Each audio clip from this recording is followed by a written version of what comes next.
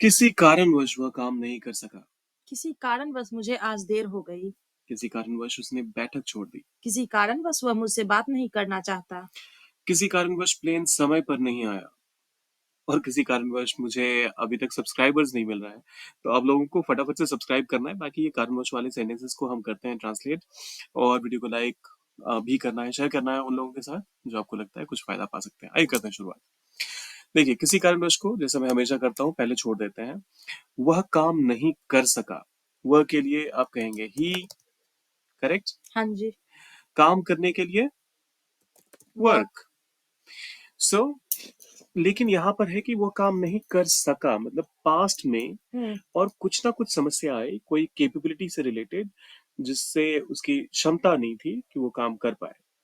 तो जब कभी भी ये प्रेजेंट में होता है तो आप कहते हैं कैन, लेकिन ये पास्ट में बन जाता है कुड। ठीक है। सो ही कुड वर्क का मतलब हुआ कि वह काम कर सका। Not work. सो अब चाहे तो ही कुड नॉट वर्क कहेंगे या फिर ही कुडंट वर्क, दोनों ही सही हाँ है। हाँ। तो ये तो रहा हमारा इस पार्ट का सेंटेंस, जहां पर हम कह रहे हैं कि वह काम नहीं कर सका। अब देखिए, किसी कारणवश के लिए आप कहते हैं फॉर सम रीजन। देखिए, फॉर सम रीजन का आप इस्तेमाल जब भी करेंगे तो ये ध्यान रखिएगा कि वो एक, पहले लिख लेते हैं इसको। Okay. So for some reason लिखने के बाद ये ध्यान रखिएगा, ये कॉमा जरूर डालेगा। ये अपने आप में कंप्लीट थॉट नहीं है। एच तो स्मॉल लेटर में होगा ना। हाँ, धन्यवाद।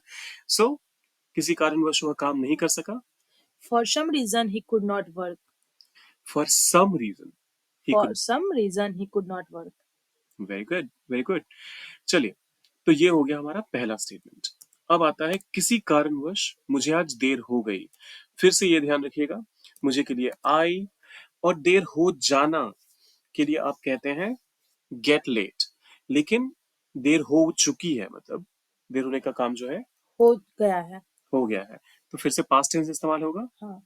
तो आई गॉट लेट। लेट। और कब देर हुई? आज टुडे।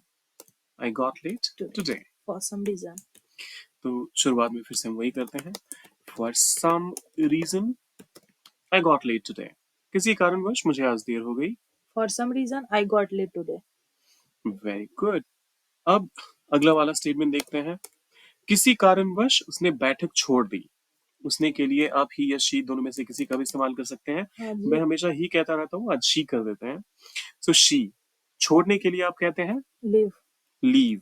लेकिन यहाँ बैठक छोड़ दी, फिर से ये पास्ट का सेंटेंस है, तो लीव का पास्ट लेफ्ट। बहुत सारे लोग यहाँ गलती से लीव्ड बोल देंगे, वो मत करिएगा, गलत हो जाएगा। लेफ्ट। और बैठक की अंग्रेजी मीटिंग। अच्छा। कोई एक खास मीटिंग छोड़ी होगी या दुनिया की हर मीटिंग ही छोड़ दी? कोई खास। तो the meeting. She left the meeting. और फिर से for some reason. For some reason. और ये रहा हमारा फाइनल स्टेटमेंट। किसी कारणवश उसने बैठक छोड़ दी। For some reason she left the meeting. For some reason she left the meeting. चलिए अगला वाला देखते हैं। किसी कारणवश, अरे नहीं ये तो गड़बड़ हो गई। हाँ, किसी कारणवश वह मुझसे बात नहीं करना चाहता। तो इस बार मैं करता हूँ, पहले फॉर सम रीजन लिख लेता हूँ और उसके बाद वह मुझसे बात नहीं करना चाहता। ही। तो यहाँ तो हमें क्लियर पता है कि ही होगा, इसमें शी हाँ। का कोई स्कोप ही नहीं है। वह नहीं करना चाहता, मतलब चाहना जो है वो ज्यादा इंपॉर्टेंट है इस पूरे में। जो मेन एक्शन है वो चाहना है। तो ही वॉन्ट या वॉन्ट्स। वांट।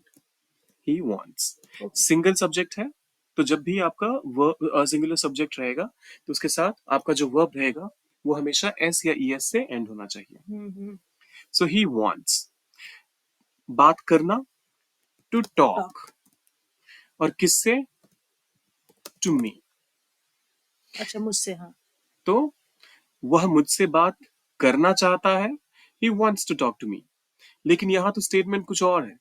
यहाँ नहीं कहने, करना चाहता। Exactly exactly. तो इसके लिए आप क्या करते हैं, जब कभी भी आपका डज नॉट। डजंट। और doesn't या फिर does not, हाँ आपकी जी। मर्जी है। लेकिन उसके बाद ये ध्यान रखिएगा कि यहाँ पर फिर इसको wants मत रहने दीजिएगा, Want। वो गलत हो जाएगा। फिर उस केस में जैसे ही doesn't आ गया तो इसने इसका s खा लिया, कुछ ऐसे समझिए इसको। मैं तो वही ना नहीं देख के ही हूँ ना, want बोला था। अच्छा, so for some reason he doesn't want to talk to me, किसी कारणवश वह मुझसे बात नहीं करना चाहता।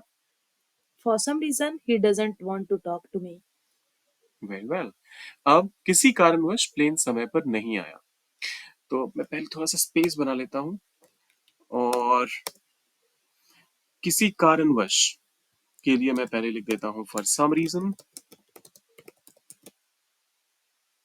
प्लेन समय पर नहीं आया, प्लेन तो आपको पता ही है अंग्रेजी का ही वर्ड है, हाँ जी। लेकिन एक खास प्लेन है जो समय पर नहीं आया।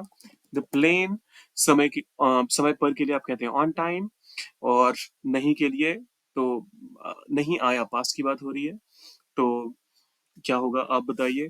और आया के लिए आप अराइव का इस्तेमाल करते हैं। तो इन सब का इस्तेमाल करके आपको ये कमेंट करना है। बाकी पहले सारे स्टेटमेंट्स कर लेते हैं रिवाइज एक बार। किसी कारणवश वह काम नहीं कर सका, For some reason he could not work।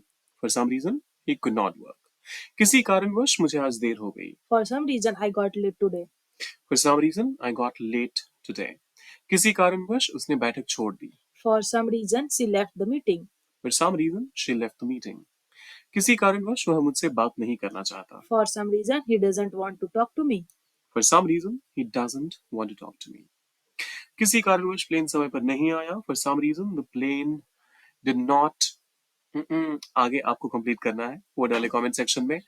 और हाँ, जाते जाते वीडियो को लाइक करें, कमेंट करें, शेयर करें और सब्सक्राइब जरूर करें। फिर मिलते हैं।